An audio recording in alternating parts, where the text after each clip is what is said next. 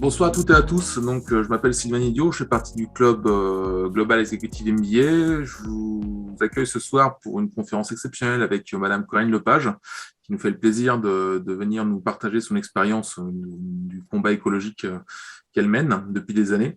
On va commencer rapidement par présenter les différents clubs, c'est un événement qu'on organise avec plusieurs clubs. Puis après, je céderai la place à Philippe et Corinne Lepage afin qu'ils puissent discuter et échanger par rapport à ça. Il y aura quelques petites questions à la fin de la session.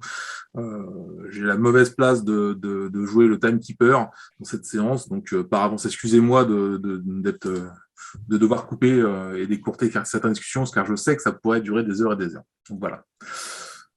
Donc peut-être pour lancer le débat, vous savez que Neoma a lancé l'initiative Engage for Positive Impact. Donc c'est un mouvement qui a été lancé cette année autour de 3 axes: fédérer, mobiliser et valoriser les actions et les enjeux sociétaux pour l'environnement et pour la société. Donc si jamais vous voulez participer à ce grand mouvement, n'hésitez pas, allez sur le site de Neoma Alumni, vous allez trouver toutes les informations pour pouvoir vous engager et participer à ce mouvement. Je vais céder la parole à Alexandra qui va présenter maintenant le club Global Executive MBA. Bienvenue tout le monde. D'abord, c'est vraiment un honneur de recevoir Madame Lepage ce soir, que nous remercions vraiment de nous consacrer un peu de temps avec nous et de partager donc son expérience sur beaucoup de choses qui se sont passées ces dernières décennies sur le sujet, entre autres, de l'environnement et donc du droit. Le club Global Executive MBA est un club un peu spécifique parce qu'en fait, il est un club qui concerne tous les différents programmes MBA, Executive MBA. Donc, on est environ 2000 membres. Nous sommes composés en fait de 3 personnes différentes. Sylvain est ici présent, moi-même et puis aussi Dalila. Et en fait, l'objectif de notre club, c'est d'offrir en fait des choses très variées et différentes sur lors de conférences ou de visites d'entreprise ou de faire des afters, enfin voilà, faire du networking, du réseau, mais offrir des choses donc variées puisque les MBA viennent de tout background et aussi de toute horizon en fait professionnel. Vous avez ici par exemple l'exemple d'une soirée qu'on avait fait, etc. Voilà. Si vous avez des questions, on peut en fait s'éduquer et de nouveau apprendre à tout âge. Donc, si vous êtes intéressé vous-même de donner un autre tournant à votre carrière, nous serons ravis, en fait, mes collègues et moi, de répondre aux questions pour rejoindre le MBA. Donc, n'hésitez pas. Voilà. Je passe maintenant la main, bien sûr, à Nicolas pour leur superbe club international. Ton micro, Nicolas. Voilà. Bonjour à tous. Et bonsoir Madame Lepage, nous sommes fiers de participer à cette animation, cette soirée exceptionnelle. Donc le club international a une vocation, je dirais, transversale au sein des diplômés, des alumni. Nous sommes donc 75 000 alumni et présents dans 120 pays environ. Donc notre club anime des conférences sur des thèmes très variés liés à l'international, que ce soit RH, business ou autre, ça peut être sur du fret. On a organisé ou co-organisé plus de 100 événements. Nous avons un groupe LinkedIn où il y a 2000 membres environ et qui permet d'échanger des informations de tous ordres. Donc, on a fait des webconférences ou des afterwork. Nous avons une page YouTube aussi sur laquelle certaines, assez peu, de nos conférences avaient été donc filmées et uploadées, que vous pouvez revoir en replay, tout comme cette conférence de ce soir sera disponible en replay. Nous sommes donc trois animateurs, avec moi-même, Étienne Blin et Bernard Giry. Nous avons des fonctions tous les 3 commerciales en fait. Moi-même, je suis dans une société filiale d'un groupe sidérurgique émetteur de CO2, mais qui se soigne. Voilà, donc l'intention est bonne et voilà, je passe la main à mes collègues pour la suite. Merci à vous. Bonjour, eh bien donc moi je vais représenter le club défense et intelligence économique. Alors voilà pourquoi un club défense et intelligence économique décide d'inviter une intervenante comme Corinne Lepage. Eh bien entendu, l'environnement, le droit de l'environnement, le rôle de l'environnement dans nos sociétés, dans nos économies. On pouvait encore appeler ça un signaux faible il y a quelque temps. Maintenant, c'est largement au-delà du signaux faible. C'est quelque chose qui va avoir un véritable impact global sur nos économies, sur la géopolitique mondiale. Voilà, les armées ne s'y sont pas trompées. C'est un sujet qu'ils suivent depuis longtemps. Les assureurs et les réassureurs non plus. Donc voilà, un sujet vraiment d'attention. Et c'est pour cela que voilà, que nous avons le plaisir d'inviter Corinne Lepage, qui pourra nous présenter, par le biais de ses 50 ans de carrière dans le domaine de l'environnement, différents projets emblématiques sur lesquels elle a participé et qui ont permis de forger justement ce droit de l'environnement en France et à l'international. Donc, par rapport aux enjeux que l'on regarde au sein de ce club défense intelligence économique, eh bien voilà, l'environnement est quelque chose qui a dépassé les frontières simplement de l'écologie politique ou des milieux militants. Voilà, maintenant, c'est un véritable sujet qui impacte globalement nos entreprises, nos sociétés, notre économie. Donc voici l'équipe d'animation, une équipe diverse et variée. Et voilà, et nous aurons le plaisir de vous retrouver lors d'autres événements comme celui-ci. Voilà. Alors pour cette conférence qui est quand même assez particulière, étant donné l'invitée prestigieuse que nous avons le plaisir d'accueillir, eh bien, elle a été co-organisée avec Women, le club féminin de Neoma, qui développe le leadership au féminin au sein de Neoma et donc au sein de ses alumni, qui sont de véritables témoins voilà, des carrières professionnelles que l'on peut faire et qui sont aussi des témoins voilà, des difficultés que l'on peut avoir sur ce type de carrière aussi, encore de nos jours, quand on est une femme. Voilà, la route n'est pas toujours la même pour les hommes et pour les femmes. L'égalité n'est pas encore complètement d'actualité. Voilà, donc une des choses importantes pour aider à y contribuer, c'est d'avoir des modèles, des rôles modèles comme Corinne, voilà, qui est un exemple de persévérance dans son travail professionnel et dans son travail politique. Et donc, voilà, un exemple qui fit tout à fait avec le type de leadership que l'on cherche à promouvoir dans Women. Et bien entendu, le Club du développement durable aussi, qui s'inscrit dans cette conférence, voilà, dont le thème est très au centre de ces problématiques. Alors, pour présenter Corinne Lepage, donc Corinne Lepage, ministre, ancienne ministre de l'Environnement, ministre de l'Environnement sous le gouvernement Juppé, présidence de Jacques Chirac, un environnement qui n'était pas le plus simple pour un début de carrière politique, même si au moment où elle rentre à ce gouvernement, et si elle y rentre en tant que représentante de la société civile. Elle y rentre déjà en raison des combats qu'elle a pu mener, combats comme celui de la Mokoko-Cadix, sur lequel elle reviendra. Ensuite, cette carrière se prolonge avec toujours deux pieds, un pied vraiment dans le domaine dans le domaine du droit, dans le domaine avec un cabinet d'avocats et avec des combats juridiques, et un deuxième pied dans le domaine de la politique. Voilà, pour l'environnement, ces deux choses permettent d'avancer, voilà, en mettant un pied devant l'autre, l'un après l'autre, et en gardant cet équilibre avec toujours cette activité juridique et cette activité politique. Et ce qui fait le fil conducteur de cette carrière, voilà, c'est cette volonté de faire avancer ce droit de l'environnement par différents biais, en allant au combat juridique par moment, et aussi en prenant sa place au sein de l'écologie politique en France. Donc, elle a eu l'occasion de nous conter ces différents combats au travers de nombreux ouvrages. Alors, un des premiers qui raconte bien son parcours ministériel, c'est On ne peut pas, Madame, on ne peut rien faire, Madame la ministre.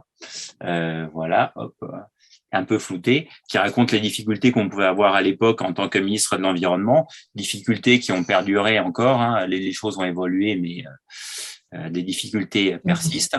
Un grand combat politique qui dure donc depuis maintenant 5 décennies, et puis des thèmes particuliers comme la défense des droits humains, avec la défense aussi de certaines grandes causes comme les OGM, comme la question du nucléaire en France, et puis toujours un pied dans la société civile et un pied dans le domaine politique. Et un livre, Nos batailles pour l'environnement, 50 ans de procès, 50 ans de combat, écrit avec son conjoint Christian Huglot, son partenaire de vie et partenaire de cabinet. Et voilà, et maintenant, je vais passer la parole à Corinne pour nous parler de ces 50 ans et de la manière dont ils ont forgé le droit de l'environnement en France et à travers le monde. Voilà. Merci Philippe, merci à vous toutes et à vous tous de m'accueillir parmi vous ce soir. Alors effectivement, avec mon associé et époux Christian Huglot, nous avons publié il y a quelques mois maintenant le bouquin que vous voyez dans la présentation des livres, c'est celui qui est bleu, c'est celui-ci, voilà, pour raconter un peu comment le droit de l'environnement s'était construit. Donc, j'ai évidemment pas le temps de tout vous raconter parce qu'il y a 50 petites histoires. En fait, c'est des histoires qui sont racontées dans ce livre. Alors, mon propos, ce sera d'abord de survoler un peu la manière dont les choses se sont faites et puis de prendre 3 exemples, un ancien et 2 récents pour essayer de bien expliquer la manière dont les choses s'agencent.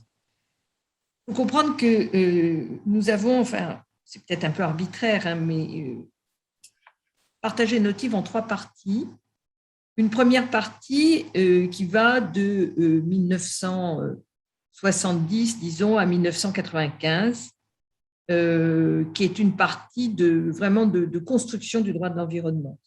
C'est le moment où il y a les premiers procès, où il y a les grandes lois qui arrivent, où il y a les premières jurisprudences, les tâtonnements, les blocages du Conseil d'État, parce que très souvent les tribunaux administratifs ont été beaucoup plus courageux que ne l'a été le Conseil d'État.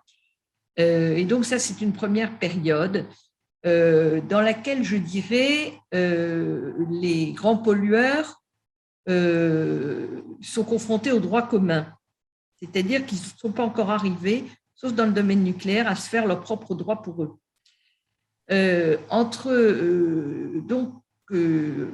À la fin des années 80, milieu 90, on commence à avoir de l'autre côté, si je puis dire, du côté des pollueurs, une bonne organisation qui fait que on va beaucoup sur du droit dérogatoire, sur du droit particulier, qui est destiné précisément à échapper au droit commun. Et donc, toute une série de procès qui se montent à ce moment-là et qui, en fait, sont de plus en plus difficiles parce que les connaissances scientifiques posent de plus en plus de problèmes, les dossiers sont de plus en plus complexes et dans le domaine scientifique, il est clair que les victimes sont très mal placées. Sont très mal placées parce qu'elles n'ont pas forcément accès à la connaissance et surtout, elles n'ont pas accès aux éléments d'information. Et la manière dont les organismes d'expertise publics prennent l'habitude de fonctionner sont très influencés à cette époque-là par les règles que souhaitent les grandes entreprises économiques. Et puis, il y a la dernière partie que nous avons intitulée de manière un peu avec un petit sourire aux lèvres, les procès de demain ont commencé hier, disons depuis 2010, où, oui, c'est ça le tour. Après, où on assiste vraiment à une très grande transformation du droit dont je vais vous parler parce que je pense que c'est ce qui vous intéressera le plus. Alors, d'abord, je voudrais prendre un exemple parce qu'il me paraît très intéressant de la manière dont le droit peut vraiment avoir une influence sur l'organisation économique du monde. Et cet exemple, c'est celui du pétrole. Philippe a rappelé effectivement que nous avons été saisis en 1978, donc vous voyez, ça fait déjà un bon paquet d'années, ça fait plus de 40 ans, du naufrage de la Moko Cadiz. Pour être tout à fait honnête, à l'époque, c'est Christian Huguelot qui en est saisi, tout simplement parce que moi, en 1978, j'ai 27 ans, je n'ai connu de personne et personne ne m'aurait amené ce dossier. Mais Christian avait déjà défendu les collectivités corses et de PACA contre une pollution qui était celle des boues rouges de la montée d'Issonne. Il avait donc déjà une vraie notoriété et il avait vraiment joué un rôle de précurseur. Donc, nous sommes saisis du dossier de la Moko Cadiz qui pose un problème dès le début puisque c'est donc le naufrage d'un pétrolier de 120 000 tonnes au large de Port-Salle, donc du Finistère, avec une très forte pollution, et à l'époque, un système qui conduisait à peu près avec certitude à ce que les collectivités locales ne touchent jamais un centime. Il y avait déjà eu des accidents avant, il y avait eu le Torrey Canyon en 67, il y avait eu l'Olympique Braverie en 68 ou 69, les Bretons, ils en avaient ras-le-bol.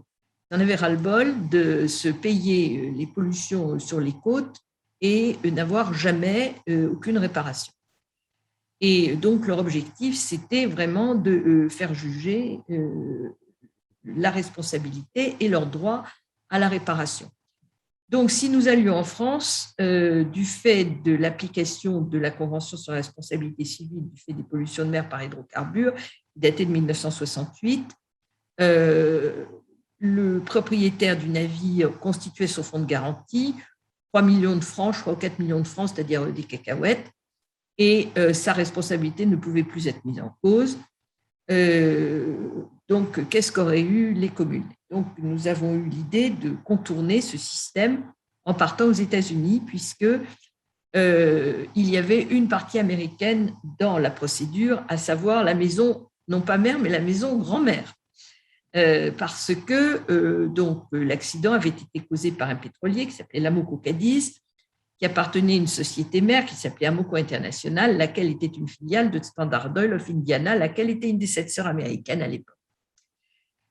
Pour couronner le tout, le remorqueur était allemand, le chantier, le bateau avait été construit en Espagne, la cargaison était une cargaison Shell, donc tout le monde était dans le coup. Et donc, nous avons osé emmener 98 communes, 98 communes, 2 départements, 2500 professionnels aux États-Unis pour une procédure qui a été très longue puisqu'elle s'est terminée en 2012 par un succès. Je vous passe les détails parce qu'il y a beaucoup de péripéties que nous racontons un peu dans le dossier, et notamment la République française qui ne voulait pas entendre parler de la capacité des collectivités locales à demander réparation. Considérait que devait s'appliquer ce qu'ils appelaient la thèse parens patriae, c'est-à-dire l'État père de la patrie, en quelque sorte, et par voie de conséquence, c'était lui qui, dans son bon vouloir, indemnisait ou n'indemnisait pas plutôt les collectivités locales. Alors, qu'est-ce qu'on a tiré de ce dossier Amoco Cadiz? Alors, c'est assez compliqué parce que sur le plan de la procédure, c'était les règles américaines, sur le plan du fond du droit, c'était les règles françaises. C'est comme ça le droit international privé. Et ceux qui font de l'international ici autour de cette vidéo le savent. Donc, nous avons fait juger quelque chose d'excessivement important, qui est la responsabilité des sociétés mères pour leurs filiales. C'est-à-dire que la société mère, Standard Oil of Indiana, ou grand-mère, a été considérée comme responsable de la catastrophe. Nous n'avons pas eu à l'époque le préjudice écologique parce qu'il n'existait pas en droit interne français. Et qu'en plus, au bout de 14 ans, il ne restait pas grand-chose, pour dire la vérité, en termes de pollution. Et donc, le grand succès de l'Amoco, ça a vraiment été cette responsabilité des sociétés mères pour les filiales. Parce que, pourquoi? Tout simplement parce que l'Organisation pétrolière internationale a changé. À l'époque de l'AMOCO, qui était propriétaire des bateaux, les sociétés pétrolières. Et donc, elles avaient monté le système de telle sorte que la société qui possédait le bateau n'avait que ce bien. Donc, si le bateau coulait, la société était en dépôt de bilan, dans la législation qui vous fera plaisir, et il n'y avait plus un centime pour indemniser les victimes. Donc, tout allait très bien. À partir du moment où la société mère ou grand-mère était responsable, ça changeait tout. Vous ajoutez à cela qu'à l'époque, en 1992, il y a eu une grande pollution de mer qui était l'Exxon Valdez aux États-Unis, et c'est un jury populaire de l'Alaska qui a évalué le dommage, et il a été colossal. Donc, les sociétés pétrolières ont dit c'est terminé, on se débarrasse de nos flottes. Et donc, elles ont vendu les flottes. Elles sont donc devenues ce que l'on appelle affréteurs. C'est-à-dire qu'elles passaient des contrats d'affrètement avec des armateurs, lesquels pouvaient être des sociétés tout à fait correctes et des voyous des mers. Et ça nous conduit à l'Erika. Pourquoi ? Parce que Total avait donc décidé d'utiliser un bateau poubelle en fin de vie. C'était son dernier voyage, j'ose dire, et en trichant, c'est-à-dire, pourquoi je dis qu'il trichait ? Parce que, je ne vais pas trop rentrer dans les détails, parce que j'ai beaucoup de choses à vous raconter, mais si vous voulez, il y a deux types d'affrètement. L'affrètement, ce qu'on appelle au temps et au voyage. L'affrètement au temps, la société qui veut affréter choisit un bateau qu'elle va utiliser pendant 6 mois, pendant 1 an. On appelle l'affrètement au temps. Et autrement, elle fait un affrètement au voyage, c'est-à-dire elle dit « je prends votre bateau pour tel voyage ». Les règles de sécurité des bateaux ne sont pas du tout les mêmes. C'est un affrètement au temps, c'est un affrètement au voyage.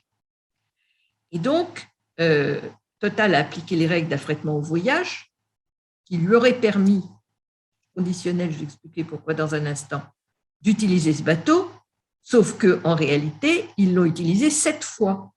C'est-à-dire que c'était quasiment un affrètement au temps. Et par-dessus le marché, au moment où ils ont fait partir ce bateau, la durée qu'avait donné le vetting de Total, c'est-à-dire le système de contrôle de Total, était expirée.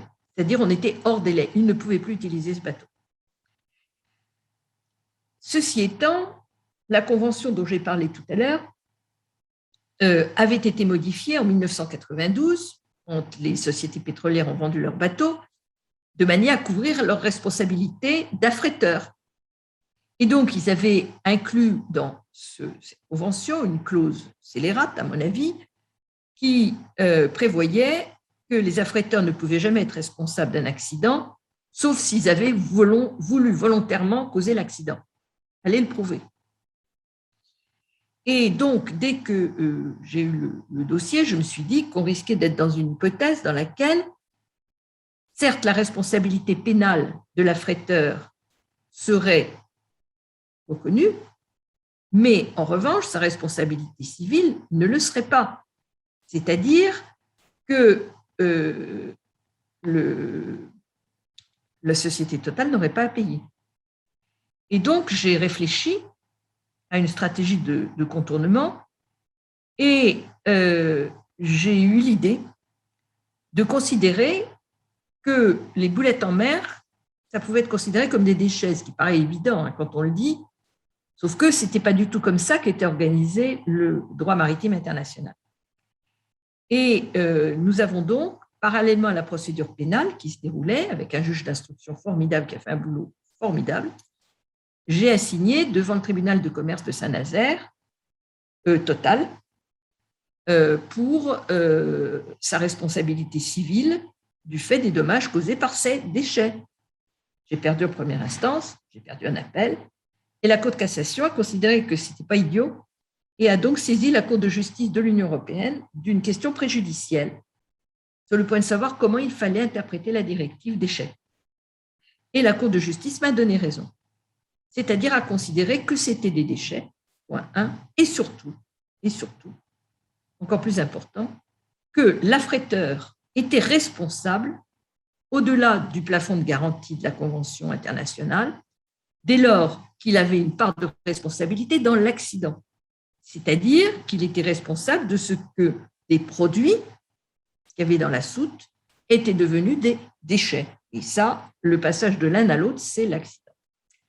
Donc, il y a eu cette décision de la Cour de justice extrêmement importante. Et puis, il y a eu la procédure pénale qui a donc permis de condamner en première instance Total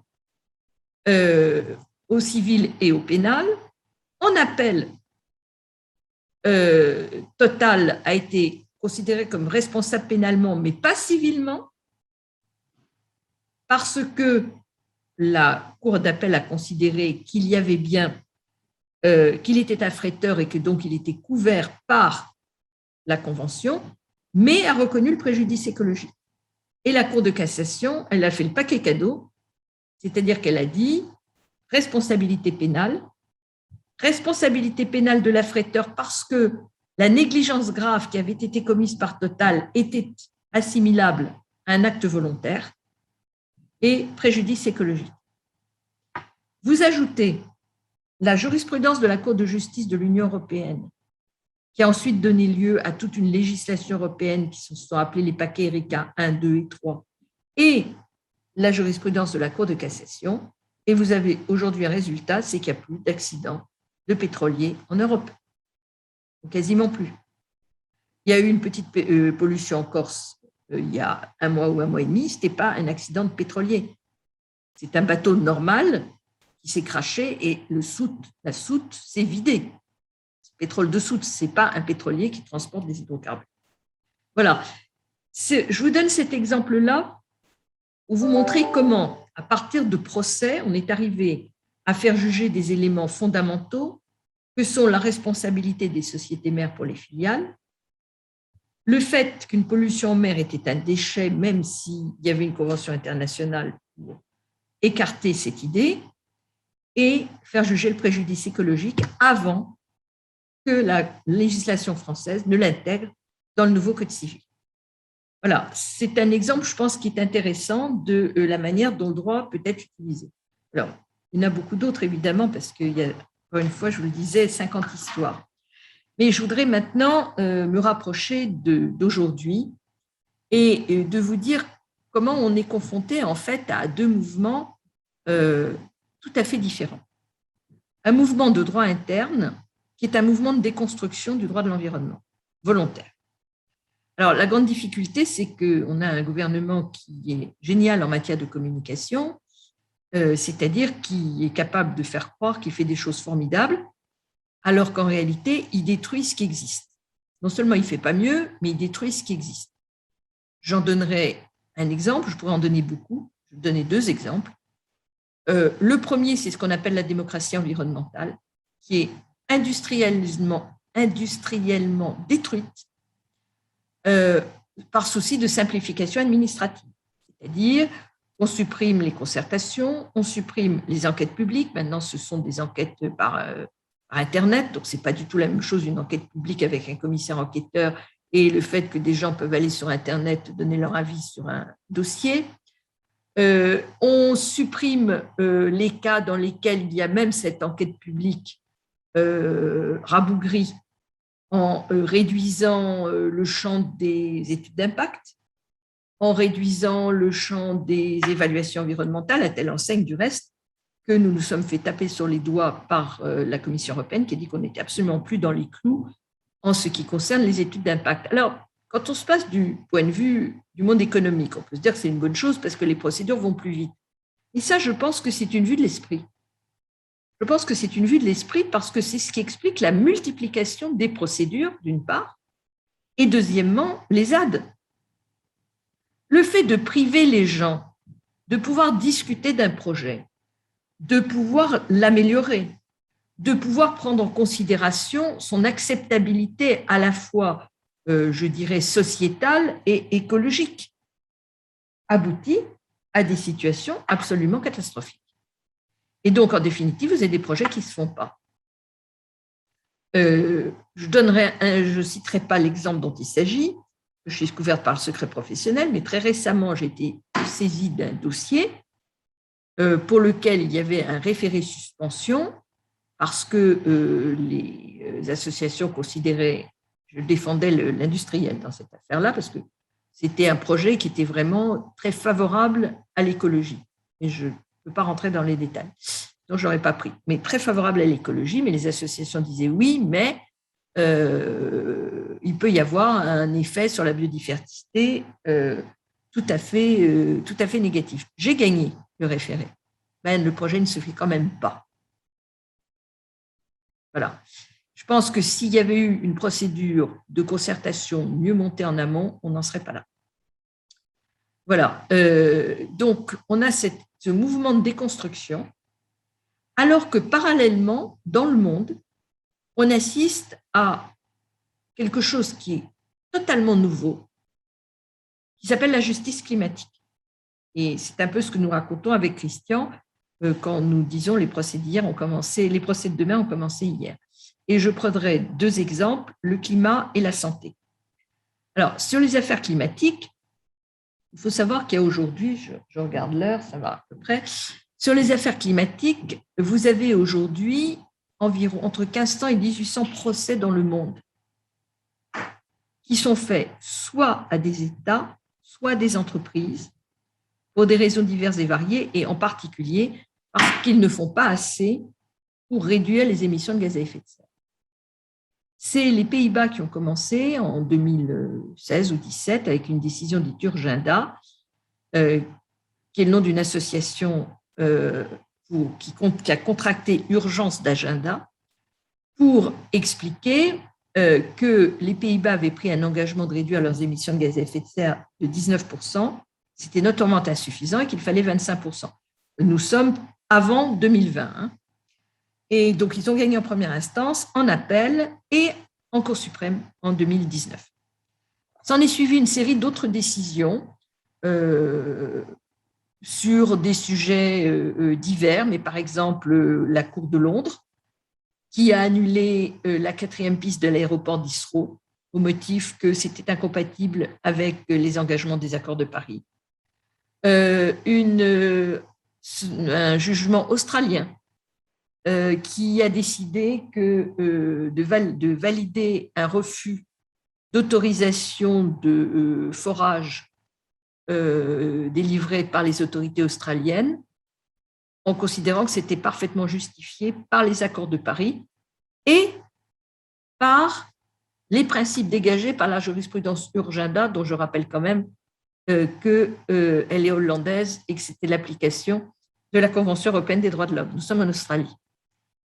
Et puis, il y a eu le dossier Grande 5, que j'ai eu l'honneur de défendre au Conseil d'État et de gagner, dans lequel le Conseil d'État considérait que les objectifs français, notamment ceux qui résultent de la loi climat-résilience, étaient incompatibles avec la trajectoire que nous devions suivre, sachant que la trajectoire de l'époque était antérieure aux engagements communautaires de porter maintenant à 55% la réduction des émissions de gaz à effet de serre en 2030, alors qu'à l'époque, c'était 40% seulement. Et puis, une décision en Allemagne très importante de la Cour de Karlsruhe. Tout ça a été jugé entre janvier et septembre 2021, donc on est vraiment complètement dans l'actualité.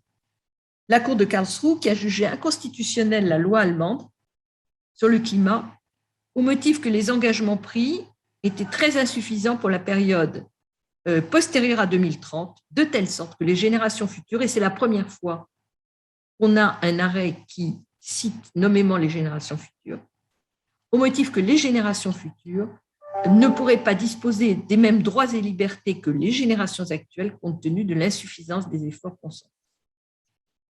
J'ajouterais une décision extrêmement importante, alors qui n'en est pour le moment qu'à la première instance, mais qui a été rendue aux Pays-Bas.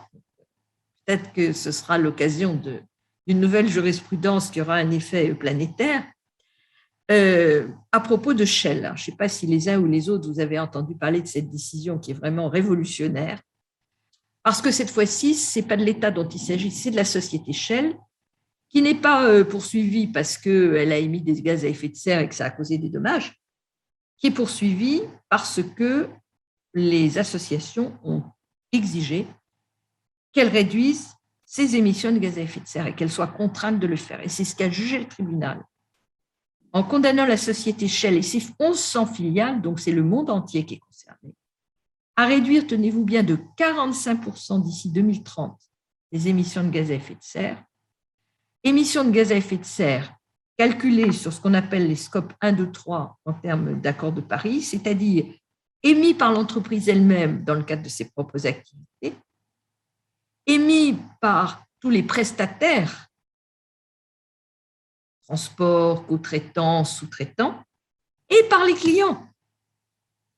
C'est-à-dire que le tribunal, il dit à Shell, écoutez, c'est vous qui déterminez votre stratégie, hein, c'est vous qui décidez d'essayer de vendre toujours plus de pétrole, ben ça, c'est plus possible, c'est fini. Donc, vous allez changer de modèle et vous allez faire en sorte que vos clients aient intérêt à réduire leur consommation de pétrole. Alors, vous leur vendez autre chose, faites ce que vous voulez, mais c'est plus possible. Alors, quelle est la base juridique de cela? Ça aussi, c'est très intéressant. Ce sont les accords, ce qu'on appelle le droit souple, c'est-à-dire les accords interentreprises, les engagements, principe directeur de l'OCDE, Global Compact, etc., pris par les entreprises. Donc, c'est totalement révolutionnaire. Et pour ceux que ça intéresse, j'ai publié avec 2 de mes confrères de ce cabinet un article, si Philippe le souhaite, je vous le ferai passer, pour montrer qu'une jurisprudence de ce genre était tout à fait imaginable en France, sur la base notamment du devoir de vigilance. Voilà, donc on a une nouvelle manière de construire le droit international, non plus seulement à partir de conventions internationales, mais à partir de décisions nationales qui s'appliquent donc avec certitude, parce qu'appliquer le droit international, c'est quand même beaucoup plus compliqué. Quand vous avez une décision contre les États-Unis, si les États-Unis disent eh bien, écoutez, votre décision, je ne l'appliquerai pas et vous pouvez vous la garder, qu'est-ce que vous faites? Tandis que si c'est le juge américain qui va dire aux États-Unis vous allez faire ça, ils le font. C'est pareil dans tous les pays du monde. Et donc, chaque décision de justice est en quelque sorte une marche pour permettre de construire la décision suivante. Et toutes ces décisions sont concentrées, si je puis dire, publiées par un organisme qui s'appelle le Sabin Center, lequel Sabin Center est hébergé par l'université de Yale aux États-Unis, qui donc recense toutes ces décisions.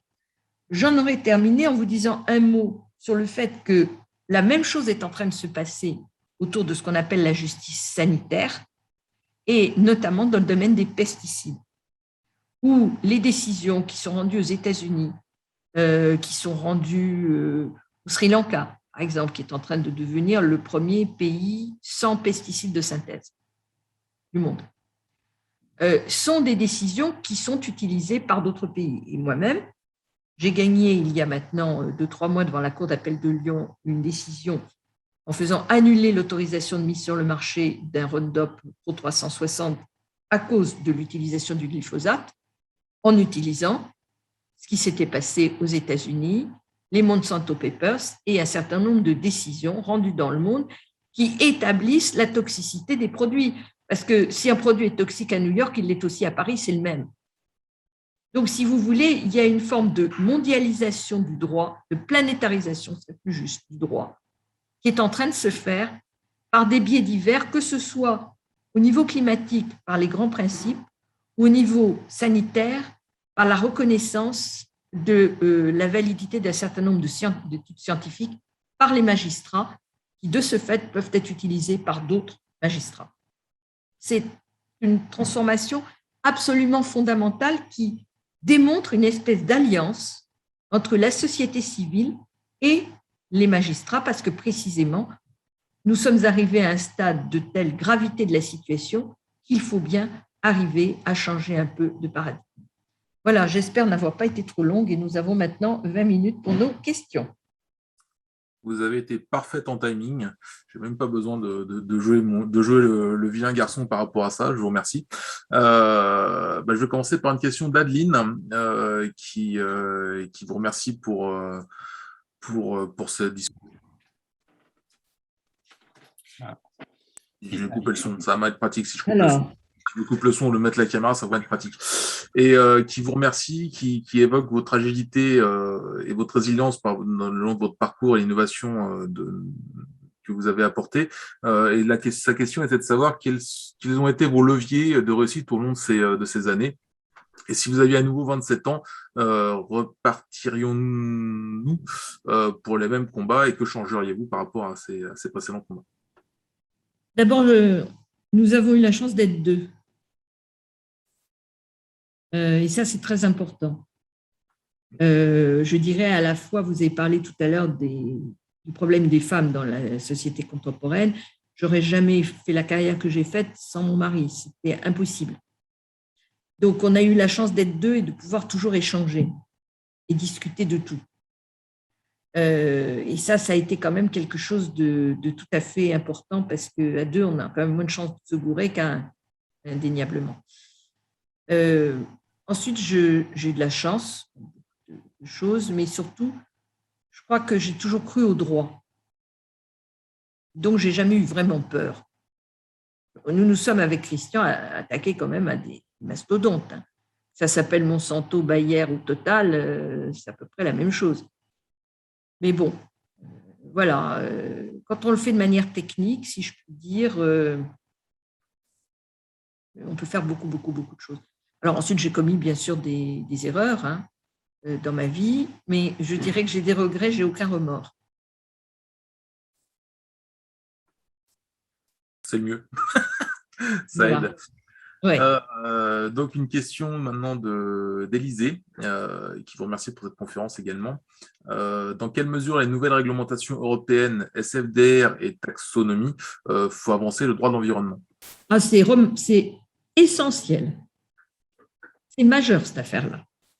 Bon, j'ai un petit regret, c'est que dans la taxonomie, on n'est rien mis sur la santé. Juste un mot là-dessus, il me semble, et pas qu'à moi, parce que qu'à moi, ça n'aurait pas beaucoup d'intérêt, mais c'est vraiment quelque chose qui est de plus en plus admis, que climat, biodiversité et santé, ça marche ensemble.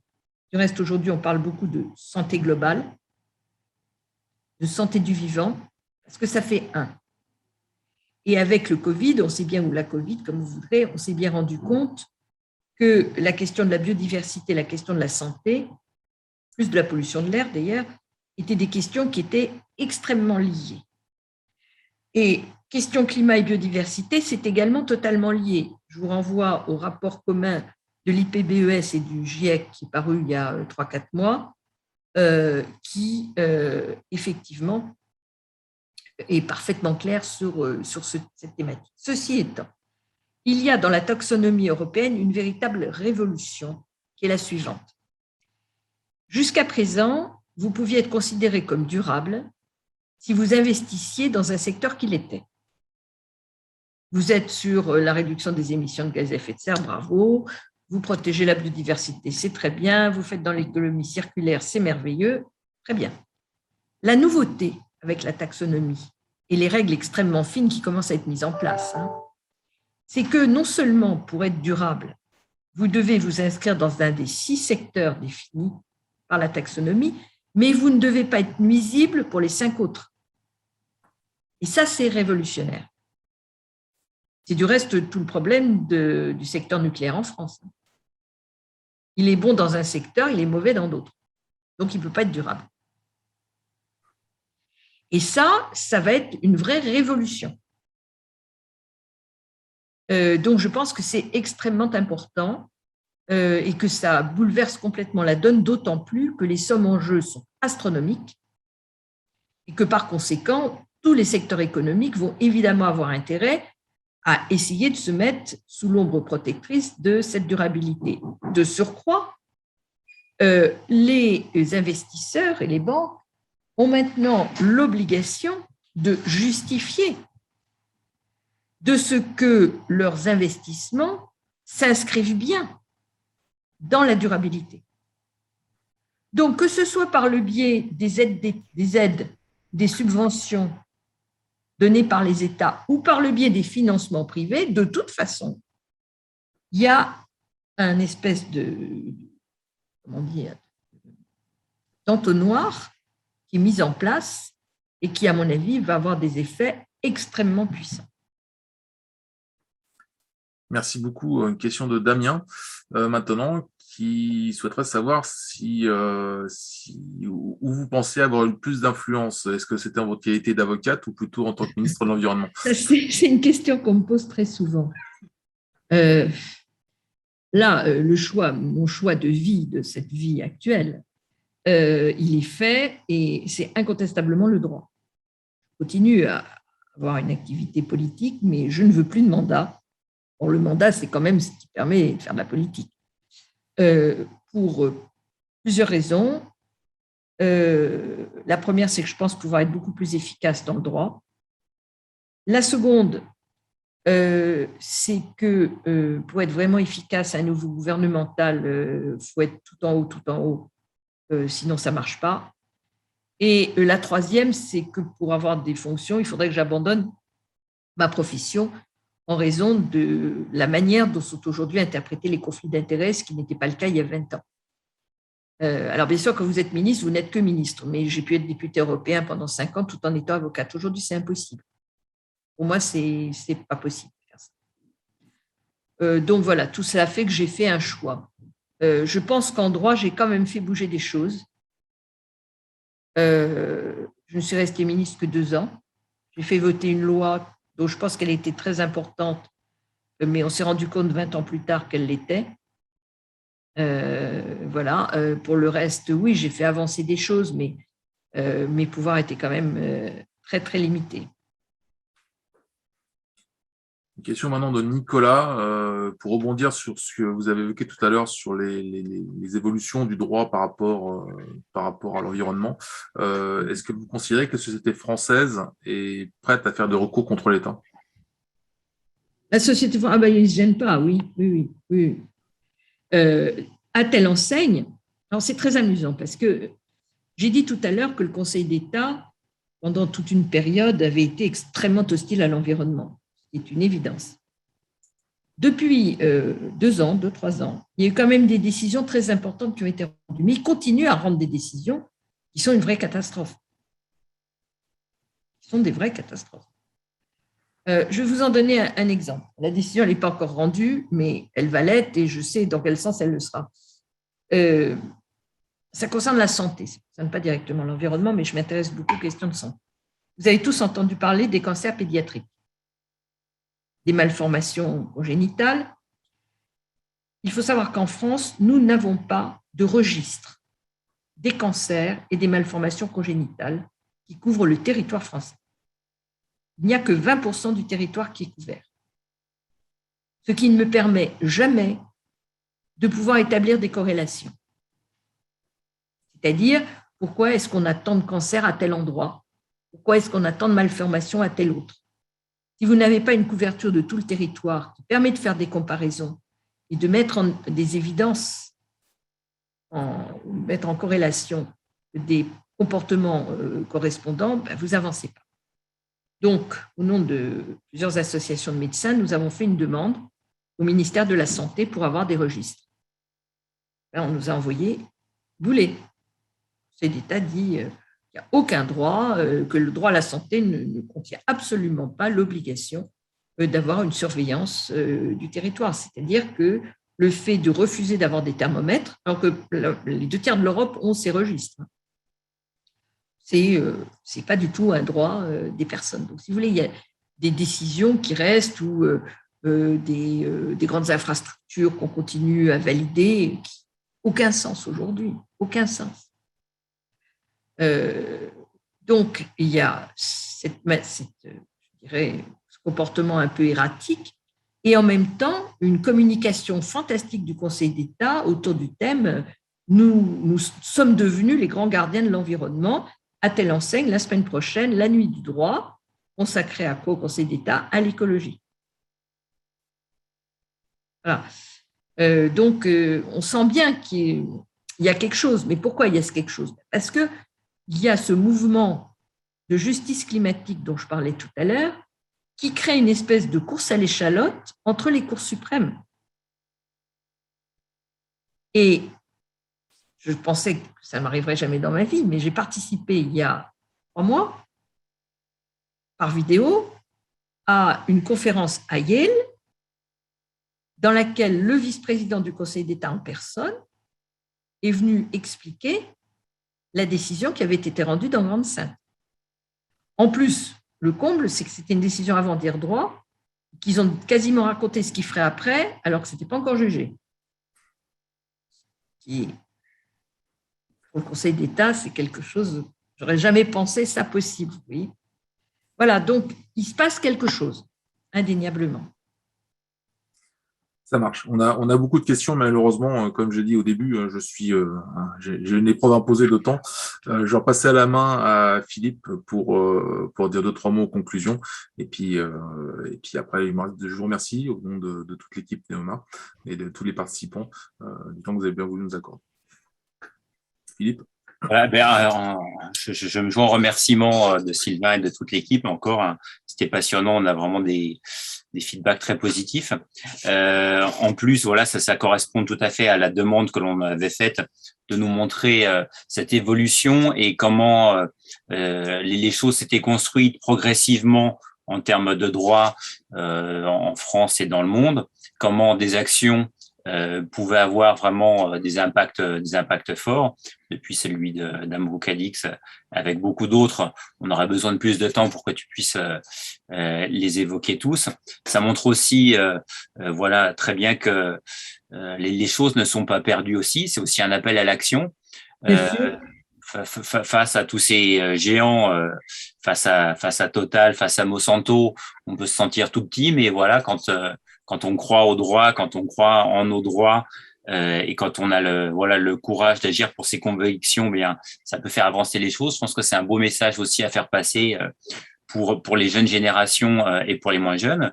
Voilà, ça montre qu'on peut avoir un réel impact. Ça montre aussi, à l'opposé, que ce qui a été construit peut aussi être déconstruit et qu'il y a moyen de la part, voilà, d'autres politiques, comme tu as pu le préciser, voilà, de casser le thermomètre. Et maintenant, voilà, ils ont aussi évolué. Enfin, certains politiques ont aussi évolué dans leur manière de ne pas répondre à cette urgence environnementale. Donc, en conclusion, rapidement, tu verrais quoi comme grands enjeux actuels pour la prochaine décennie en termes de droit? Je pense que vous êtes un réseau de gens qui avaient des connaissances, des compétences, un certain pouvoir. Je pense que c'est très important de travailler en réseau, de travailler dans la transdisciplinarité, parce que on ne peut plus travailler en silo. Personnellement, je ne suis que juriste, mais je travaille avec des biologistes, avec des médecins, avec des chimistes, avec des climatologues, avec des spécialistes de la biodiversité qui m'aident. Je leur demande de m'aider parce que je ne sais pas. Donc, le travail en transversalité, le travail en réseau, c'est excessivement important. Deuxièmement, tout ça est dans le sens de l'histoire. Le sujet, me semble-t-il, est un sujet de temps. Est-ce que nous allons arriver à nous transformer assez vite par rapport aux transformations que nous avons déjà induites? C'est ça le sujet. Et je pense que pour vous tous, là, qui êtes jeunes autour de cette table, vous avez un enjeu absolument formidable. Il faut gagner et il n'y a pas le choix. Je veux dire que se demander s'il faut être pessimiste, optimiste, et tout ça, pour moi, c'est une question qui n'a aucun sens. C'est comme si vous vous demandiez est-ce que je veux vivre ou mourir? Sauf si vous êtes franchement déprimé, la question n'a pas de sens. Voilà, c'est pareil. Donc oui, c'est vachement dur. Oui, on a perdu 40 ans. C'est indéniable. Mais bon, une fois qu'on a dit ça, on n'a rien dit du tout. Donc, comment on fait? Comment on fait pour s'entraîner? Comment on fait pour être plus intelligent? Comment on fait pour comprendre? Comment on fait pour trouver les mécanismes d'acceptabilité de tous? Et c'est là où, dans les entreprises, vous jouez un rôle très important parce que il y a la capacité d'entraîner les salariés de l'entreprise, quel que soit leur niveau. Et on ne gagnera qu'avec tout le monde ou on perdra avec tout le monde. Il ne faut pas croire qu'il y a une petite catégorie de gens qui va gagner, puis tous les autres, on s'en fout. Ce n'est pas comme ça que ça marche. Heureusement, parce qu'on n'est pas encore dans un état fascisant. On va y venir, mais enfin, pour le moment, ce n'est pas le cas. Donc, il faut vraiment arriver à convaincre, à expliquer. Et ça, vous jouez tous un rôle fondamental là-dessus. Cette notion de dynamisme est très importante. Deuxièmement, la question des priorités. Pour moi, aujourd'hui, le sujet n'est pas tant d'avoir des nouvelles lois ou pas de nouvelles lois, ce n'est pas le problème. C'est la manière dont on les applique. C'est-à-dire, qu'est-ce qui est prioritaire? Et c'est là où nous avons une révolution à faire. Il faut bien comprendre que jusqu'à présent, ce qui a été la priorité, ça a été la croissance économique. Je ne suis pas décroissante, je suis en train de vous dire qu'il faut faire de la décroissance. Je vous dis simplement que ce n'est pas la priorité. La priorité, c'est la sauvegarde du vivant. Et que la croissance économique, elle ne peut se faire que lorsque cette priorité-là, elle est remplie. Donc pour moi, le choix, ce n'est pas entre croissance et décroissance. Le choix, c'est entre priorité à l'économie et priorité à la vie. C'est ça le choix. Quand vous posez la question comme ça, vous recadrez le modèle économique de manière complètement différente. Parce que ça ne veut pas dire qu'on se lie les pattes. Ça veut dire qu'on se développe à partir de ce que l'on peut réellement faire. Ce qui veut dire qu'il y a quantité de nouvelles activités qui vont se développer précisément pour pouvoir rester à l'intérieur des limites. Par exemple, Philippe parlait des nouvelles technologies tout à l'heure et de l'intelligence économique. Il y a un secteur dont il va falloir sérieusement s'occuper, et on commence à le faire sur le plan énergétique, c'est le digital. Le digital aujourd'hui, c'est autant d'émissions que l'aviation civile. Ah oui.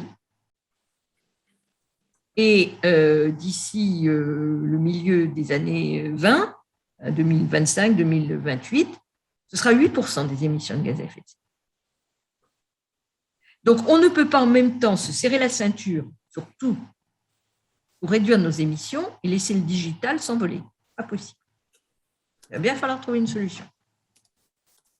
Mais la solution, ça va être dans la quantité de petits moyens qu'on va avoir pour utiliser autrement notre digital, pour en réduire le poids, pour probablement réutiliser beaucoup mieux l'énergie émise, etc., etc. Je prends cet exemple-là parce qu'il me paraît tout à fait illustratif de ce que je veux dire.